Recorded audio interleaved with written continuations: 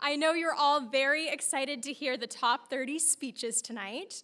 For the second year in a row, the top 30s had the chance to vote for their speakers. So we're gonna have a chance to hear mini speeches from 7 top 30s this year, as well as watch the top 30s video for the first time. So friends, family, community members, are we ready to hear these speeches? Woo! All right. I know I'm excited to hear them. Our first top 30 speaker is someone making waves in the renewable energy sector. Please welcome Preet Kang.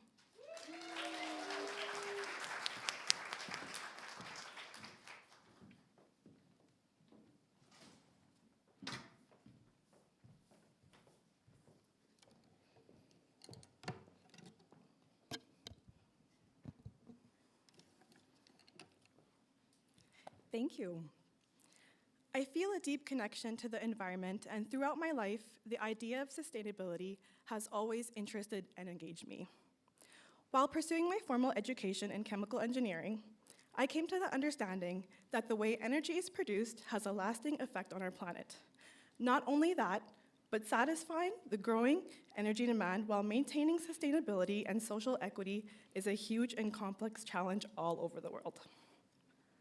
Growing up in Alberta, a province deeply tied to the traditional energy industry, I have learned to be aware of the economic and political significance of energy and the deep tie it has with the identity of Albertans. An identity that is proud of our hardworking roots, innovation, resilience, and leadership. However, it wasn't until I began working in climate advocacy that I truly grasped the scale of inequities embedded with a system that shapes our lives. Policies designed to support economic growth frequently overlook social and environmental justice, leaving many behind. This realization deepened my commitment to advocating for an equitable transition, ensuring that climate solutions address both environmental sustainability and systemic disparities. As a climate advocate and community builder, my work is grounded in climate action, reduced inequalities, and partnerships for the goals. We can develop and implement realistic and scalable solutions such as renewable energy.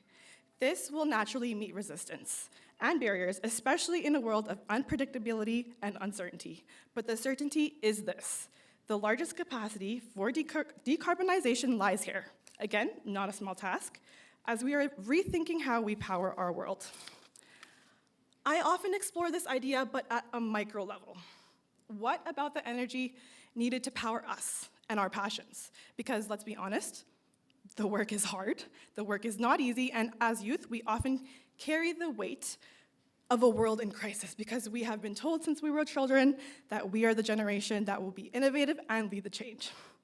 We're fighting systems of oppression, climate change, and economic inequalities while navigating our own futures.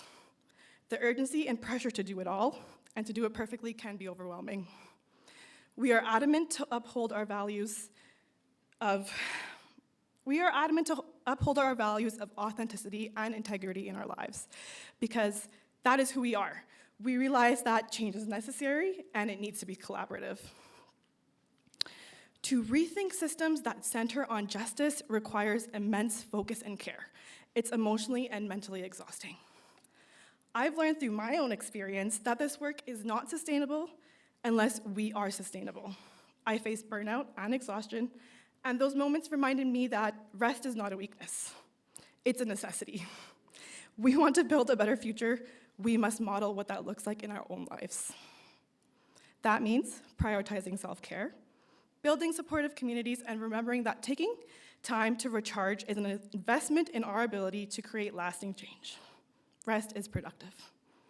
Taking care of ourselves is essential if we want to continue to show up for the world and invest in our beliefs and work. That means embracing rest, investing in our well-being, and understanding that our personal resilience fuels the resilience of the movements that we lead. Our work, no matter how difficult, is worth it. Please continue fighting for a better world, but also recognize the importance of taking care of yourself while you do so. Thanks.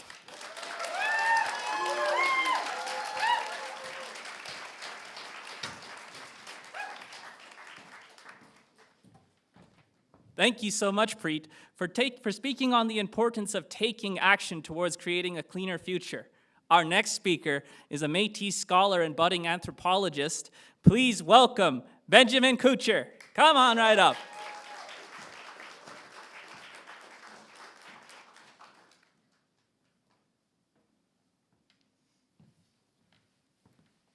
Thank you, Farada, for that introduction. My name is Benjamin Kucher, and I'm a member of the Otipemisiwak Métis government and a descendant of the Michel First Nation. To be recognized as one of this year's top 30 is deeply humbling and an honor. But more than that, it's an important reminder that the work that we do, both individually and collectively, has a real and lasting impact. I'd first like to thank the ACGC for this award and extend my congratulations to my fellow awardees. My journey has been shaped by the strength and resilience of my community, the wisdom of my mentors, and most importantly, the unwavering support of my family, and especially my mother. Her guidance and dedication and love have been my foundation. She has instilled in me the values of integrity, perseverance, and the responsibility to stand up for what is right. Values that continue to shape my path forward and my work. As an Indigenous researcher, advocate, and student leader, my work is more than an occupation. It's a commitment to justice, equity, and reconciliation. Research, however, does not exist in isolation, and it must serve a greater purpose. Among many other things, my work aims to advance Sustainable Development Goals 4, 10, and 16. This means decolonizing education by ensuring that Indigenous histories and perspectives are accurately represented, moving beyond the colonial and Eurocentric narratives. Education should empower, not erase.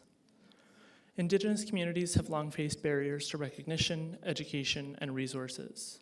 Through community-based research, policy, and advocacy, I strive to dismantle these barriers and create spaces where Indigenous voices lead the decision-making process. Reconciliation is also not just about words. It is about meaningful action. Whether it's through my research, advocacy, or leadership, I work to ensure that Indigenous laws, governance, and rights are upheld within the institutions that have historically excluded us. Beyond my academic work, I currently serve as the chair of the National Indigenous Advocacy Committee and a board member of the Canadian Alliance of Student Associations. Previously, I served as the president of the Indigenous Graduate Student Association and vice president of student life for the Graduate Student Association at the University of Alberta, where I became the first Indigenous person elected to the executive board in over 38 years. These roles have reinforced my belief that lasting change happens when we center marginalized voices, build collaborative solutions, and work together to hold the institutions accountable to the communities that they serve. Looking ahead, it is my goal to continue bridging academia, policy, and community, to create spaces where Indigenous voices lead and where meaningful, lasting change is realized. More than anything, it is my hope that my work contributes to a future where Indigenous knowledge and identities are recognized as sources of strength and resilience, not just as footnotes in history.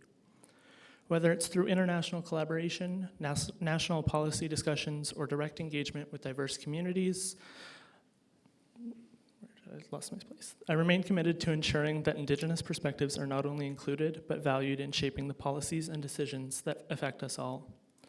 In closing, I want to leave you with this. Each of us not only has the power to create change, we have the responsibility to do so. Whether it's through research, advocacy, leadership, or simply lending your voice and standing up for what is right, we all have a role to play in shaping the future. Thank you.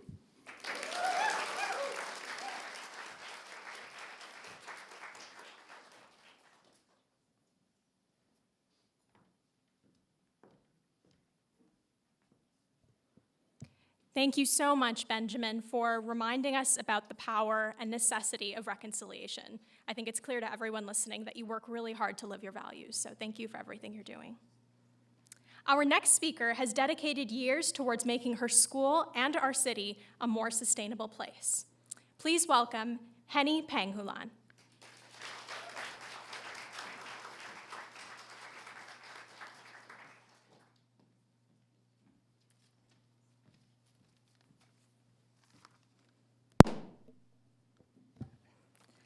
Hi, my name is Heny, and today I wanted to talk about my experience growing up in a place where the effects of climate change are already regularly seen and how this experience really inspires the work that I do today.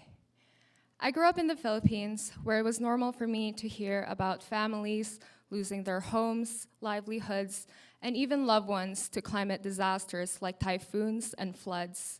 To make matters worse, the Philippines has very few programs or policies in place to support the families that are affected by climate disasters. Those who are affected have to start over again on their own. And it is often those who are socioeconomically disadvantaged who don't have the savings that are most impacted by this. We don't hear about stories like these in Canada, and I think that speaks to how much privilege we have. I was first introduced to climate change when I was in grade 9 after having immigrated to Canada. And I learned about how climate change will continue to exacerbate magnitudes of climate disasters and how third world countries like the Philippines will be impacted more because they don't have the systems in place to adapt. And I knew immediately that I wanted to be a part of the solution, especially as someone living in a first world country like Canada, which has sufficient resources to bring about a solution. In university, I started volunteering with the Sustainable Development Goals Alliance, where we hosted educational events about the 17 Sustainable Development Goals. And in here, I had the opportunity to connect with other students who also came from climate vulnerable countries. Students like me who have seen the impact of climate change in communities close to their heart. And I saw how it doesn't take much for a person with that experience to want to be part of the solution. And that is when I realized that we need to empower those from communities that are most impacted by climate change. And that includes those from climate vulnerable countries, low-income communities, indigenous communities, and children, because they bear the consequences of our action today. These communities have and are currently experiencing the consequences of a bad environment. They know how climate disasters destroy communities, how climate disasters can destroy our dreams of a good future. And because of this, they have the drive to fix our climate crisis. And more importantly, these communities are resilient. These communities face so many challenges and barriers, yet they are still up. They are continuously adapting to the harsh realities of climate change, and we need to learn from their ways of knowing. I find that these same communities who have been are the ones who have been silenced historically or continue to be disempowered, and that is why empowerment is especially important for them. My call to action for everyone in this room is to empower marginalized communities around you. Don't look at them from a place of pity. Believe in their potential and appreciate their work, because they know so much more than we think, and we need their knowledge if we want to get out of this climate crisis. Many people say things like technology or electric cars are the solution out of this climate crisis. And while I agree with that sentiment, I want to shine a light on something that we may be missing. What about the marginalized in our community who are most impacted by our environment, who rely on our environment the most and are most connected to it? Could they be our way out of this climate crisis? Thank you.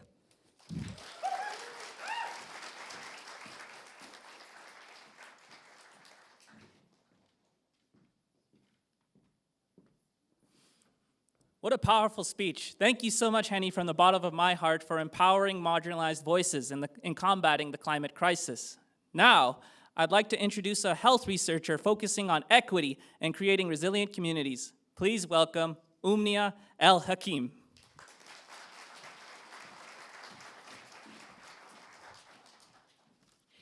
Thank you very much for the warm welcome, Jake.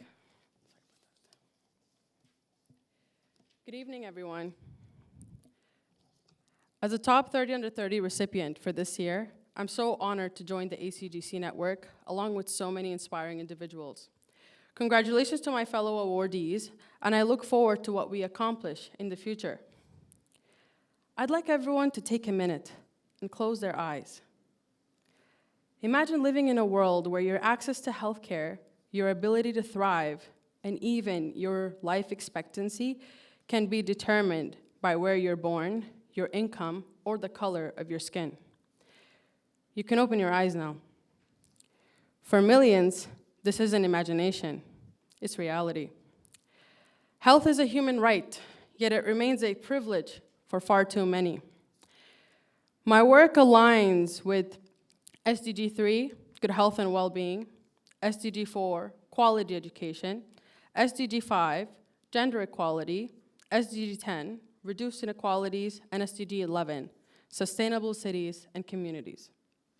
I have found that all of these sustainable development goals play a crucial role on healthcare accessibility. When I began my journey in public health, I believed that a healthier world was within reach. But the more I learned, the more I saw many barriers, disparities in healthcare access, gaps in education, and systems that perpetuate inequity. These issues aren't just global, they exist in our own backyards. Yet with every challenge I've encountered, whether it was working with youth to address the opioid overdose crisis, amplifying immigrant voices, addressing isolation among seniors during the COVID-19 pandemic, or conducting research on the sustainability of healthcare systems, I've seen a truth that gives me hope, that communities are resilient, and that people are capable of incredible change when they are empowered. The pandemic magnified many disparities that we've long ignored, but it showed us something quite powerful, that we can act. We must act. And youth, like you, are at the heart of this change. You are the thinkers, the creators, the advocates, and the ones that can stand up and raise their voice. You can redefine what is possible. The future is yet to be determined, so we have the power to shape how we want it to be. The path to health equity isn't easy, but it starts with a simple question. What role will you play? Will you innovate, organize, or amplify voices that have been silenced? Every small step, every bold idea, and every action builds momentum. Together, we can create systems that prioritize prevention over treatment, resilience, and above all, justice. Whether in Canada or on the other side of the world, we can build a future where no one is left behind.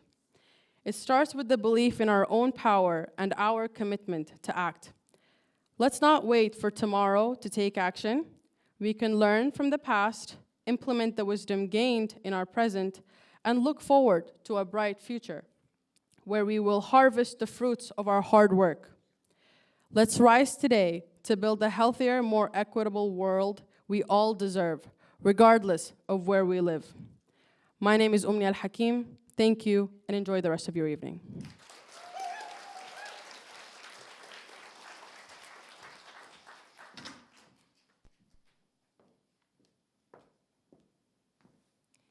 Thank you so much, Omnia. That was so powerful. Health is global, and we are all part of the solution. And listening to you really reminds me that if we're willing to listen to each other and work together, a better world isn't just possible, it really is within reach. Thank you. So everyone, how are we liking the speeches so far? Yeah? I don't know if I can hear you. Are we liking the speeches so far? Incredible. Well, we do have more to come, but right now we actually have a special treat for you. Earlier on in the year, our top 30s participated in creating a video montage. We are so proud to debut the 2025 Top 30s video at this year's ceremony.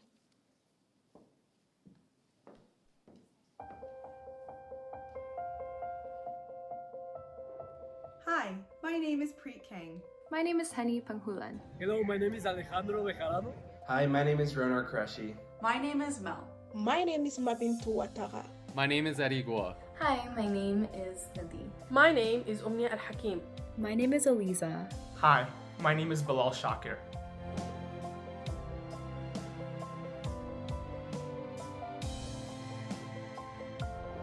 From the past, we can learn about our interconnectedness. We can see how people from all across the world and all stages of life have walked the same path that we are walking now. The past has taught us the price of inaction, so choose to lead with purpose, heart, and humility. By learning from the past, we unlock the wisdom needed to make informed decisions and shape a brighter future. When leaders and systems fall short, it's up to us to spark dialogue, foster collaboration, and create new pathways forward through community-driven work.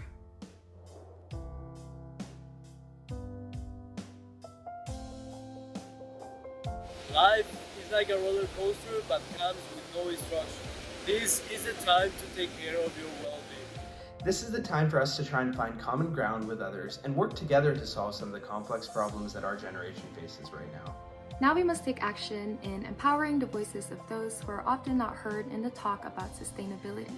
This is the time that we start taking responsibility for the choices we make, whether that's the food we eat or the clothes we wear and the products we buy.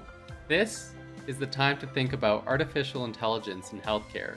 It's about improving patient outcomes, making education more accessible, and solving problems that we once thought were unsolvable. This is a time to reflect on the weight of what is in front of us. It's also a time to reflect on our own strengths and our collective ability to shape that very future.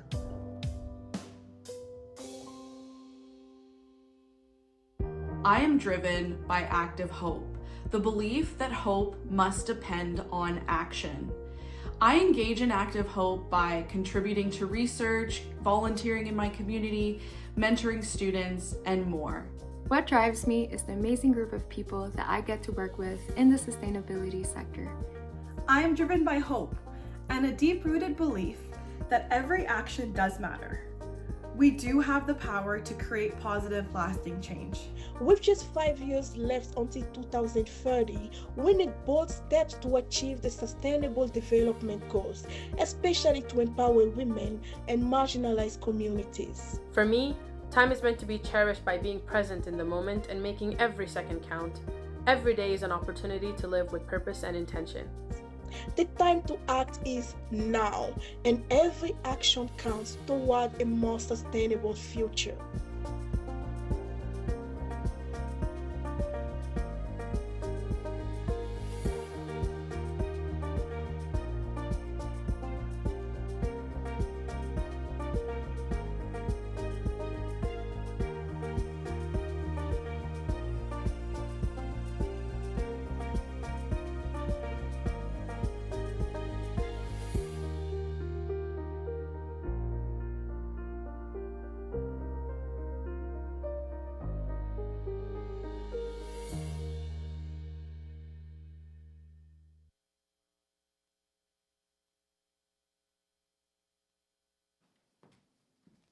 How amazing was that? Big thank you to Crystal Moss for creating this wonderful video, and congratulations to all of the top 30s. This is your day. Celebrate it. Woo!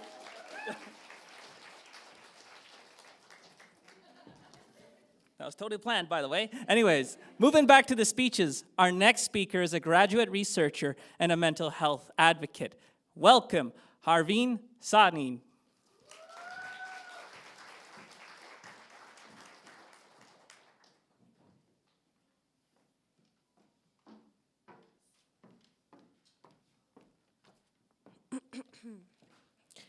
I want to take a moment to express my immense gratitude for being recognized as one of the top 30 under 30 award recipients for 2025. It is truly humbling to stand alongside 29 other change makers working towards a more just, equitable, and sustainable world. Additionally, I want to extend my heartfelt appreciation to the Alberta Council for Global Cooperation for this recognition, and to everyone who has supported me on my journey. Many who are here today and are joining virtually, so thank you. At the core of everything that I do is a deep belief in the power of community voice. Community voice holds an impactful perspective that lays the foundation for every movement that we strive to build. Throughout my journey, I've had the privilege of hearing and learning from so many different perspectives, outlooks, and cultures, which has fundamentally changed the way that I see the world. These experiences have not only fueled my passion for mental health advocacy, but have also opened the doors to spaces that I never imagined that I would be stepping into as a kid. One of the most defining moments in my journey was when I joined South Asian Youth Mental Health, same YYC, in 2020 as an ambassador. I vividly remember brainstorming sessions where my team sat down and we were determined to create something that would truly resonate with our community. With the support from the grant from the Alberta Medical Association, my co-lead, supervisor, and I created a culturally tailored mental health video series. One that wasn't just about sharing information, but it was about breaking the silence and stigma that has long existed in South Asian households. We invited community members of all ages, backgrounds, genders, and social roles because we knew that mental health is not a one-size-fits-all experience. To me, it was essential to highlight the unique intersectionalities within our community because when someone watches a video, they're not just seeing a message, they're seeing a reflection of themselves. More than my title as a public health professional, for example, they see me as a young South Asian woman. By amplifying diverse voices and lived experiences, we created a space where people could feel truly seen, heard, and supported. Because representation isn't just important, it's transformational. Later, this passion led me to pursue a master's in public health, where I deepened my understanding of how community participation is not just a valuable, but essential in shaping effective health initiatives. I've come to understand that every community is layered with cultural norms, generational values, and subtle nuances that shape their experiences and perspectives. And they're not just small details. They are the foundation of how people interact with health systems, access resources, and navigate their well-being. Without acknowledging these complexities, even the best intended initiatives can fall short. These experiences have made me realize that meaningful change happens when we center the voices of those with lived experience, ensuring that they're not just included in the conversation, but they're the ones leading it. As we look toward 2030, the urgency to achieve the Sustainable Development Goals is greater than ever. But I truly believe that the most impactful change happens when we commit to listening, learning, and taking action together. This award is not just a recognition of my work. It's a testament to the power of collective efforts, of communities coming together to challenge inequities and build a future where everyone has the opportunity to thrive. So thank you once again for this honor, and congratulations to my fellow award recipients. I'm inspired by all of you, and I'm excited for the change that we're going to continue to create together. So thank you.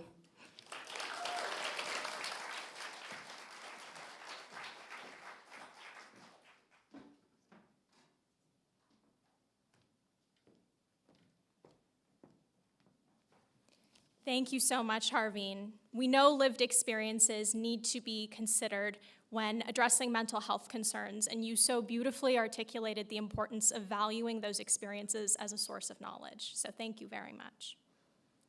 Our next speaker is working hard to merge sustainability, fashion, and culture. Give it up for Srinidhi Kotikalapudi.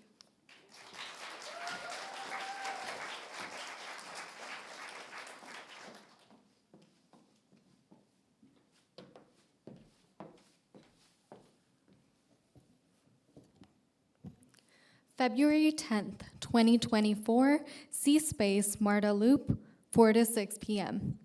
It's almost nostalgic being in the same room as exactly 1 year ago, especially because this is where my project, the Aquativity Project, truly came to life on the runway. Hi everyone, my name is Srinidhi Kotikalapudi, and I'm also the founder and artistic director of the Aquativity Project, or TAP. TAP started with an absurd but ambitious vision to reduce the overconsumption of fast fashion. Many people don't realize the scale of textile waste.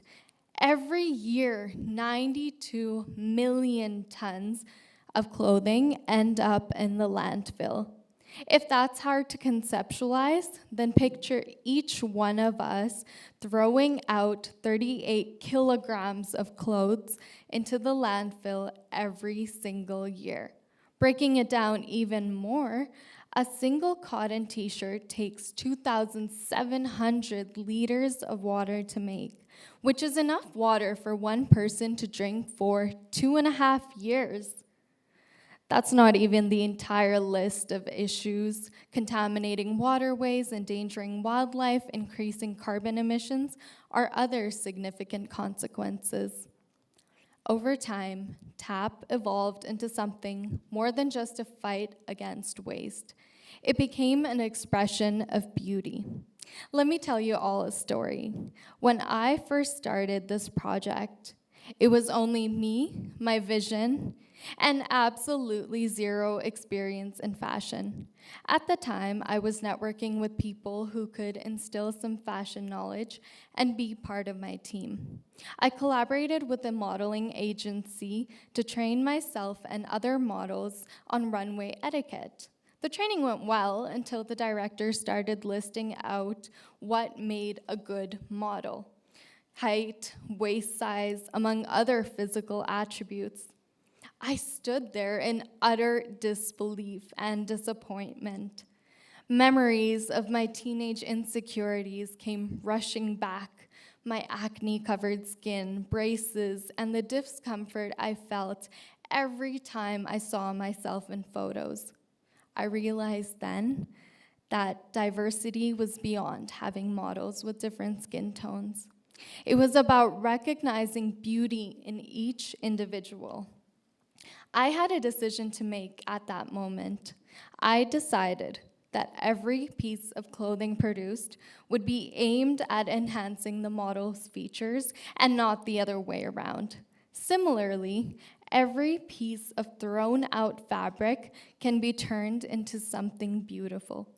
I believe that my work in slow fashion empowers people to find beauty not just in themselves, but in each piece of garment that they buy. Just like the outfit I'm wearing today. It used to be an unwanted shower curtain, discarded because its purpose was assumed to be complete. But now, it's a representation of what the future could be. What started as a solo project has now grown into a team of 30. We've hosted over 450 attendees, completed 2 major projects, and even gained media coverage along the way. None of this would have been possible without my parents' unwavering support, my brother's constant motivation, and my friends who have always shown up for me, even today. To my fellow top 30s, thank you for being a constant source of inspiration. And to all of you, thank you so much for listening.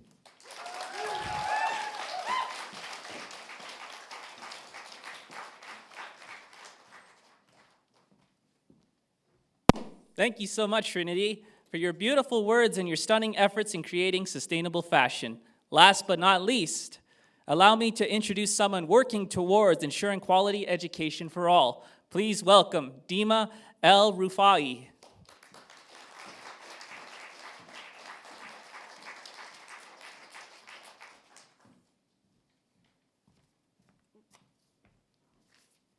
Good afternoon, everyone.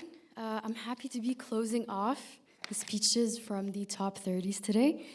And I want to start my speech with a confession. My journey in leadership and community service started in a way I never expected. I remember it was in grade 10, about 7 years ago, when I realized my IB program required 25 service hours every semester. My first thought, is this some kind of punishment?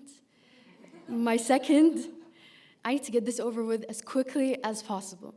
So, determined to check it off my list, I signed up to volunteer at Heritage Park, 5 hours every day for 5 days over the winter break. And I remember thinking, these will be the longest 5 days of my life. But as you could probably tell, it wasn't as bad as I thought, and I actually enjoyed it. I got to chat with the other volunteers and create bonds with families, and I surprised myself by stepping outside my comfort zone. And since then, I've had the honor to participate and lead even more initiatives. I've co-authored lab manuals with my university that have been used to teach 1,000 biochemistry students. I've worked with international science communication organizations, and I'm proud to say my scholarship guides have been used by students across 10 universities and high schools in Alberta. And looking back, I'm realizing that it wasn't just the work that made these experiences meaningful. It was my family. It was my dad who braved icy blizzards to drive me to Heritage Park every morning. And it was my mom who took me to events in places we didn't even know existed in Calgary. And that's the point I want you to take from my speech. It's not just about giving back to the community, it's about giving back to those who supported us the most. In Islam, there's a saying, charity begins in the home. And I need to hear that more than anybody here. I remember a few days ago, my mom asked me to help out in the kitchen. I said, Mom, I can't help right now. I'm working on my speech for the award I'm getting for being so good at helping people. Yes.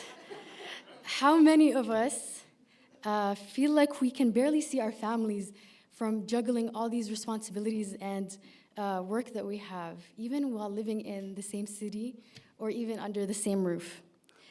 And so, as we take on more responsibilities in our community, let's also take time to appreciate the people that got us there in the first place. As we leave today, let's be proud of all we've accomplished, but also remember the little things we could do better.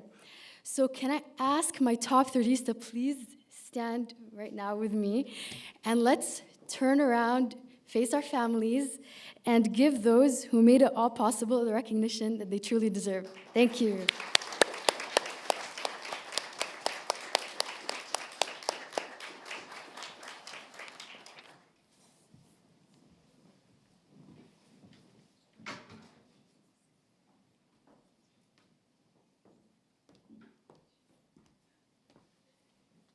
Thank you so much, Deema, for reminding us to think about the people who lift us up and for that very touching finale.